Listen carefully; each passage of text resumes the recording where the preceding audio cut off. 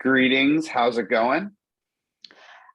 Things are going great in Kansas since we are the national champions of basketball yet again, although we have won more often than that in academic debate.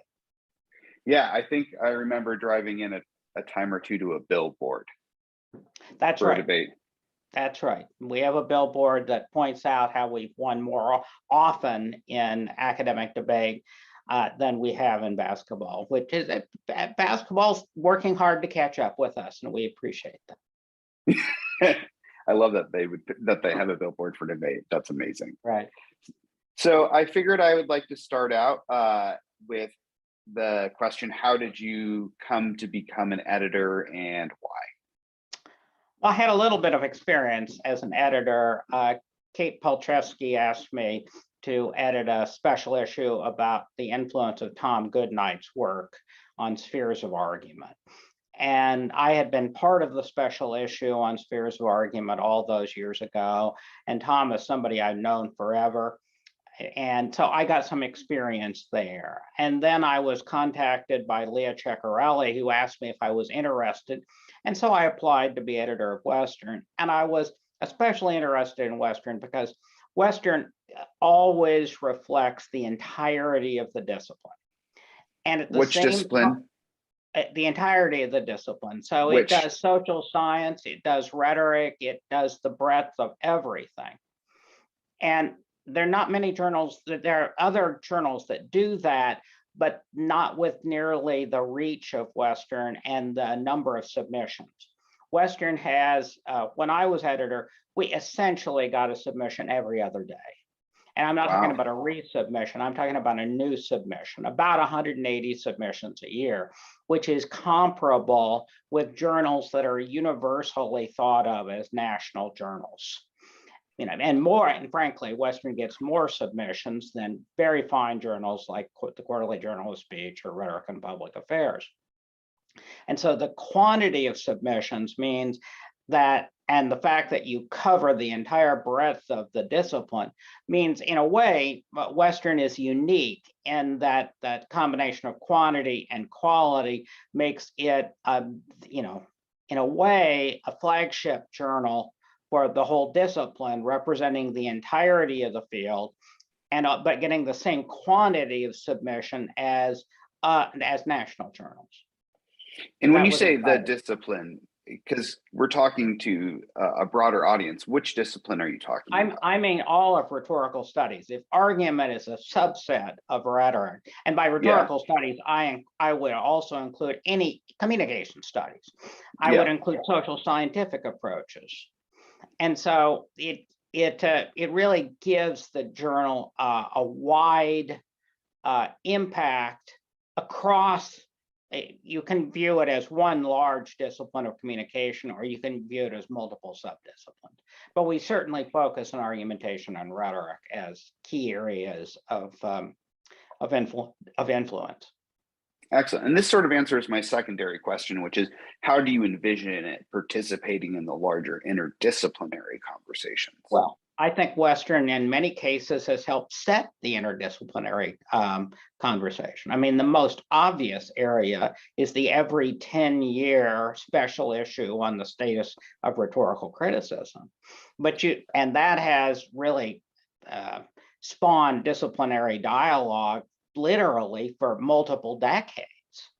Yeah. And I had the opportunity. It was this was a time where there was a rhetorician who was actually the editor at the time, and I made sure that we reflected the diversity of the field in terms of methodology, of topics, of identity, all of those things. And I was told by a very distinguished senior scholar, David Zarefsky, that he thought it really reflected where the discipline was and was going. So I think we helped establish a kind of a marker of where the discipline is and where the discipline might go. Yeah, no, I think so. I think that's a really good example. I remember that special issue. I believe Leah was the respondent for that. Dr. Ceccarelli, I thought of her as kind of this generation's equivalent of David Zarefsky, high praise indeed. because she is, she writes so well, but she also is willing to cut against the grain if she looks at the arguments and say, well, they really just don't quite match the claims. And so I appreciated the chance to work with her and any number of other extraordinary scholars. Yeah, absolutely.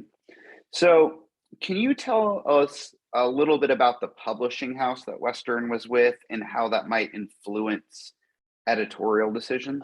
I was happy to say that Taylor and Francis had very little influence on what I did. Now, I went to a training program and their headquarters in Philadelphia. The training program was most helpful for telling me about corporate policies, et cetera. But I was given total free rein in putting together an editorial board, and I did not have controversies, nor did I seek input from Taylor and Francis. The one thing I wanted from them was to publicize, when we had especially important essays.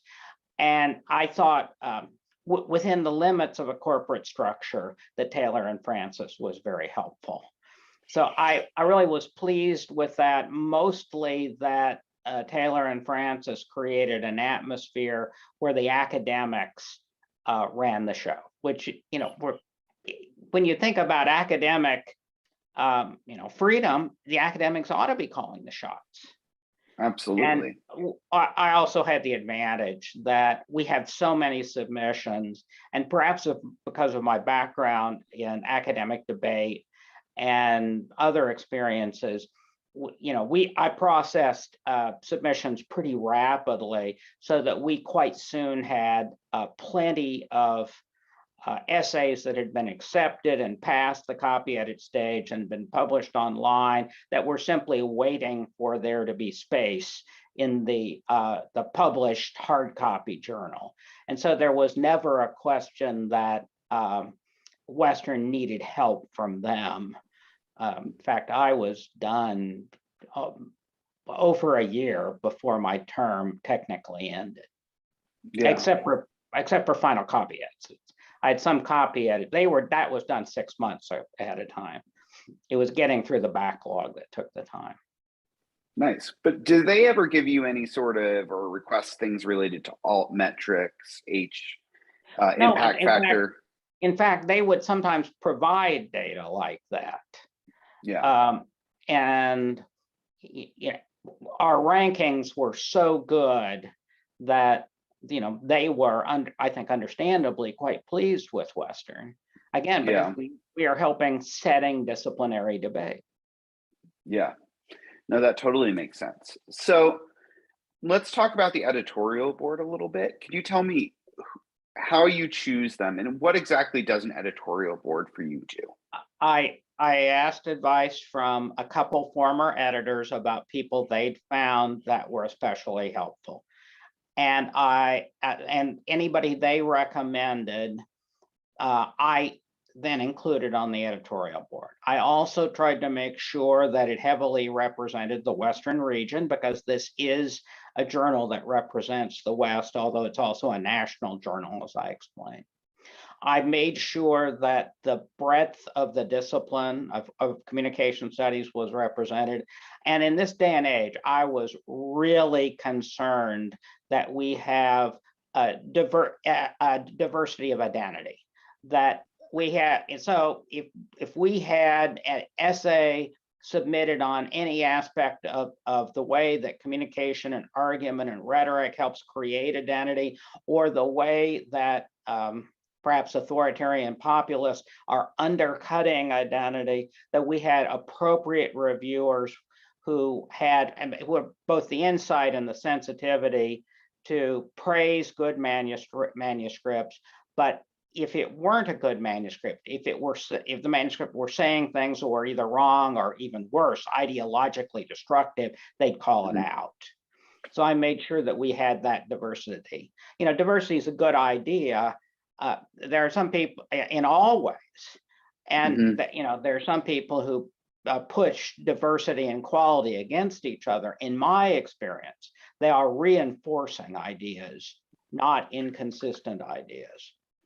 And so I Yeah, made sure that the editorial board reflected the diversity of the discipline in identity and all other ways. that makes sense. So, can you tell me a little bit about what a week in the life of a journal editor was like? Sure. At the beginning, when you don't have any manuscripts accepted, and there is a lag time in learning the arcane kind of medieval way that the reviewing technology works. At that point, you're learning that process, and getting reviewers is hard because you'll get a manuscript, and most of the time, the manuscript is not in your area of expertise. I don't care who the editor is, that's almost always going to be the way it is. Even in argumentation, we're all argumentation scholars, but we're not all scholars of the particular foci of a given essay. So that means that you read the manuscript, make sure it's appropriate for the journal. Most of the time it is appropriate for the journal. I had desk rejection of under, I think, right at 5%. At that point, you think about, how do you get reviewers? You think about, are there people on the editorial board who are appropriate for the subject area? And you have to make sure there isn't a conflict of interest. Then you think, one technique I used was I would look at the references and try to find people who were obviously experts in either methodology or subject area, and then I would email them. And that led to me finding many, many good reviewers. It also led to many, many rejections. So it was I spent an awful lot of time saying, okay, who's next on the list that I can ask to review this manuscript? Yeah. There were cases where the first couple people both accepted. More often than that, I would say I'd have to ask 5 or 6 to get 2. On a couple occasions, I went past a dozen before I found 2 qualified reviewers. And there are also circumstances where, if worse comes to worst, I knew people who could review almost anything. If any social scientific work could be reviewed by Dennis Gowron, now emeritus from Penn State. And I had more contacts in rhetoric and argumentation of people who in a pinch could review anything. But I tried not to take too much advantage of those people. Otherwise, the Dennis Gowrons of the world would have been doing 50 reviews a year. Right. Actually, in fairness, there's pretty much only one Dennis. An extraordinary reviewer. Right. Right. So is there a particular flow throughout the year of in your experience? A little bit. The summers are slower. The beginning of the fall semester, you'll get many, many submissions. It'll slow down over the holidays, and then a really big chunk of submissions you get in mid-January and early February. I think, especially in the social sciences, it would be common for people to submit the same essay they might be submitting to the NCA convention. I think that's both at the same time. I think that's less common among rhetorical and argumentation scholars. And do you see any advantage or not to working in that way? Well, it's just when the submissions come in. Yeah. And at Western, we had the luxury, we were never had a shortage of submissions. I stopped reviewing, I think, about 15 months. Now, I started about 15 months early too, so it really was a 3-year cycle. But we never had any shortage of submissions. And I think there are journals where they are really dependent upon what's coming in at the moment. Thankfully, that was not a problem. Finding enough reviewers for 180 new submissions a year, and then replacing reviewers on resubmissions if someone begged off, that was a problem. Yeah, no, that totally makes sense. So let's talk about, you've already sort of told me what happens when you first get a manuscript and how you select reviewers. Let's say you get reviewer feedback now. What sort of impact or input do they give you? How do you weigh it? Tell me a little bit about your thought process as you're getting advice. And and there is a continuum with anything else. And some reviewers provide enormously detailed feedback. Some reviewers, Dennis Gower and I mentioned, would sometimes copy edit a manuscript, which is enormously useful, and is about the sharpest pen in the discipline. Much less often you'd get feedback that was quite general. So at that point, what I do is look at the feedback, and of course there's also a recommendation that goes with it, and look at my own judgment about the manuscript. I don't think we didn't ever, I don't think I ever accepted a manuscript after the first submission. And I very, very rarely accepted it with just mild but modest revision. Almost always manuscripts require significant revision. And so, for example, for young scholars, getting a revise and resubmit, sometimes they view that as, oh my word, I have to do more work on this. No, no, no. Getting a revise and resubmit is great news. And you should treat the feedback as a way to improve the manuscript and follow through on that. So I'd read the feedback and I would ask the question, can this manuscript be fixed given this feedback? And often I would have suggestions as well. And then if I thought it could, and if I thought it was making an important statement, then I would give a revise and resubmit. And I would give pretty specific guidance. I would often say, my judgment is these are the 6 things you need to do that are most important. Yeah. Because I find, when reviewers conflict, and I certainly have had that experience in my long career, when an editor doesn't tell me what to do, what the editor wants to do, that's hard. Yeah. And I would encourage young scholars, first, I hope editors will give that guidance, but I would encourage young scholars, if they get conflicting guidance from reviewers, to not be shy about asking the editor for advice. I certainly was never offended by that. Yeah. So what do you do? You're pretty, so when you were an editor, you were pretty specific in what to do in those situations. Right. And then when they resubmitted, and I would consider, before I did anything else, I would reread the manuscript and see if I believed it either it had sufficiently made the revisions. And depending upon if substantial revisions were needed, I almost always would send it out for review by the same reviewers. Yeah. But when there was less needed, I would do a review of the manuscript myself. And if they had satisfied the reviewers, I might accept that pending minor revision. But there was always going to be minor revision either at that stage or in the copy edit stage. Yeah.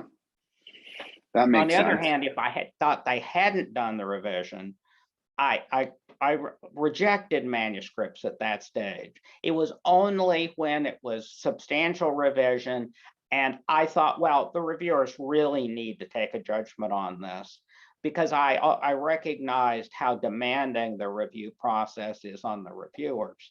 And frankly, I needed every reviewer I could get, and I knew I could only get 2 or 3, maybe the really generous 4 reviews a year. So I tried to protect the reviewers. Yeah. So one of the things I'm hearing you say, if I'm hearing right, is that you are always weighing the political capital you have to ask of the reviewers when you are making a specific request of but I would the that's writer. true, but I would never reject a manuscript because I thought I would have trouble getting reviewers. I'd just work harder. Correct. Yeah. But that's why you're so specific with everybody, right? Is you're trying to give everyone the best possible opportunity to Right, and succeed.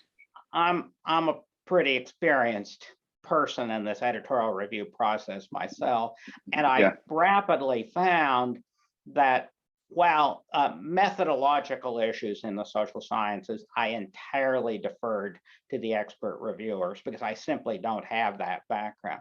In terms of making arguments about the data and what it meant, my argumentation background put me in a very good position to help social scientists make arguments about their findings. And so I wasn't shy about doing that. Yeah. That makes sense. It sounds more almost like you're in a broker role, right? And you have to No, I think advisor. I'm trying to help advisor. them. I'm trying to help them make the strongest argument that they could make. Yeah. And I recognize that young scholars, I make a special effort for young scholars because they don't have the experience doing it. Yeah, that makes a lot of sense. Advisor. Yeah, that's what I meant, not broker. Yeah, advisor.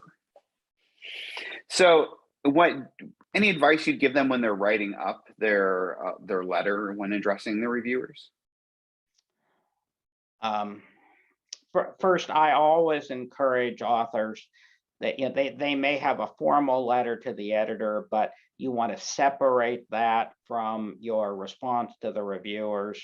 And sometimes the reviewing software isn't not glitch free, and so if you could accidentally reveal who you are if it's all in just the letter, if the software doesn't work right.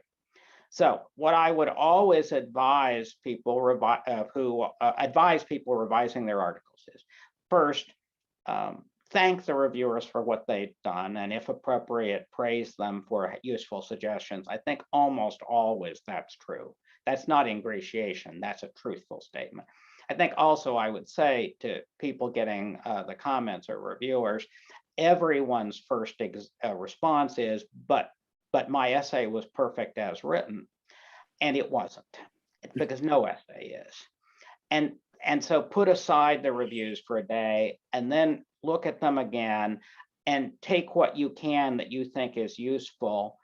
And in the revision, either try to do what the reviewers say, or my word is account for what the reviewers say. Because sometimes you will get a potential objection and you will think, well, that isn't quite right. What you need to do is not refute the objection. You need to account for it in your revision. And so I would encourage authors to do that. And then I would be as specific as I could in accounting for the revisions in my explanation of those revisions. And if I was balancing things between different reviewers, I would tell the editor that, but I wouldn't tell the reviewers that, because you don't want to say to one reviewer, well, I found your comments less useful. You're just balancing things. Yeah, that makes total sense. You have to keep in mind this is a rhetorical document too. Oh, it is, but I think in our public sphere, we need to be nicer to each other, and we need to appreciate the hard work that our colleagues do. And that's an egregious problem in the public sphere, but academia, it's a problem too. And so I always tried to be appreciative to reviewers and also to young scholars, even when I rejected things. If I could make suggestions of other journals or ways to go or praise them in some way, I tried to do that. In fact, I had thank yous on rejections, which I think it speaks to the graciousness of the young scholars. Yeah, no, I agree. That's awesome. Yeah, we need more of that. Yeah. So what can I expect after resubmission? Well, yeah, like I've described the process. I'm going to read it first myself. Mm-hmm. If there are substantial revisions, so it's not obvious that you've satisfied things, it's going to go back to the reviewers. Mm-hmm. If I think you have, I might say, I've read this. I think there are these three things you need still to do before I would consider accepting the manuscript. Or if I read it and think you're just not in the ballpark, I'm going to I'm probably going to reject it then, because it seems like you've had your shot to do this and it hasn't worked out. Yeah, that makes sense. What has being an editor taught you about making an argument in the academic context? Let me say one more thing before I answer that, and that's about when it gets accepted. And scholars should know that there is going to be a copy edit process. In the copy edit process, I had a terrific editorial assistant, now a fine young assistant professor, Jacob Justice, and he did all the APA and MLA checks. He was a master of that, and I'm so appreciative. But also, we'd have a copy edit process where I would go through and line edit the manuscript. One goal was to get as close to the 9,000 word norm of the journal as we could. My other goal is simply to make the writing as tight and cogent as possible. And in some cases, there were almost no edits. In some cases, there were more substantial edits. But that I was doing that, as editors have on occasion helped me do. I was trying to help the young authors, especially the younger scholars, make their manuscripts as powerful for influencing disciplinary debates as possible. And I found that almost without exception, they appreciated that process. Yeah, I think that's important advice. Otherwise, sometimes you get an article that slips through with a massive, embarrassing typo, as I know far too well. Or problems more fundamental than typos. Yeah. So, what has it taught you about making an argument in the academic context? In all cases, I think the introduction to an essay should establish what in rhetoric or argumentation I call a critical puzzle. There's something out there where there's a conflict in the literature. In rhetoric, it's often that messages resonate when it doesn't make much sense that they do resonate. I've written quite a bit about the inexplicable resonance of Donald Trump's rhetoric and argumentation, given his violation of norms of behavior, lack of ideology, constant gaffes, his ignorance of basic principles of syntax. We can go on and on. And so that's an example of a critical puzzle. In the social sciences, that often will be conflicting studies, or a theory has been extended to this far, but there's a new domain where it's not been extended. So I think beginning with some kind of puzzle that's out there, and then there'll be a transition where the author says, one way of addressing this puzzle would be to do, and it would be a rhetorical analysis, or build an argument, or develop a new theory, or conduct a social science study. All of those things are potential ways to answer the puzzle. And then preview theoretical development as needed. For the social scientists, methodological development. For rhetoricians and argumentation scholars, theory and method are really pretty similar in that what we are doing is applying theories to texts, to arguments, or other kinds of texts. And then I would encourage authors to dare to draw important conclusions. So don't be shy about pointing to major theoretical developments that need to be taken, or, for example, in a number of essays I've written about the public sphere, I have pointed out that especially cultural critics in the study of rhetoric and communication have been very worried about the hegemonic power of rational argument. And it is, I think, quite clear from our experience in the Trump years and other contexts too, that argument is not hegemonic. if argument were hegemonic, there are any number of policies that Trump defended that we would have instantly rejected, and he would not have been the nominee, nor would he have been elected president. I could point to many other examples. It's just Trump is such an easy one. And that's that conclusion that argument is not hegemonic, and I push it more strongly than that. We'd be better off if rational argument had more power in our society, a lot better off. Let me just give you one example of that. I'll get back to my editorial discussion. Yeah. Per capita, the United States has 3 times as many deaths from COVID as Canada. Mhm. And Canada is the most similar country to us in the world. The primary difference is not healthcare, not access to vaccines, not access to any of that. It's that their political discourse is less dysfunctional than ours. And that's led to, less misinformation, less irrational opposition to vaccines and masking. So that's an example of how we'd be better off if rational argument worked better in the United States. So don't be shy about drawing big conclusions. That's an interesting statistic. Yeah, it's a depressing statistic. Yeah. It's No, that's, gotten I think, worse really over- good advice. It's gotten worse over time, by the way.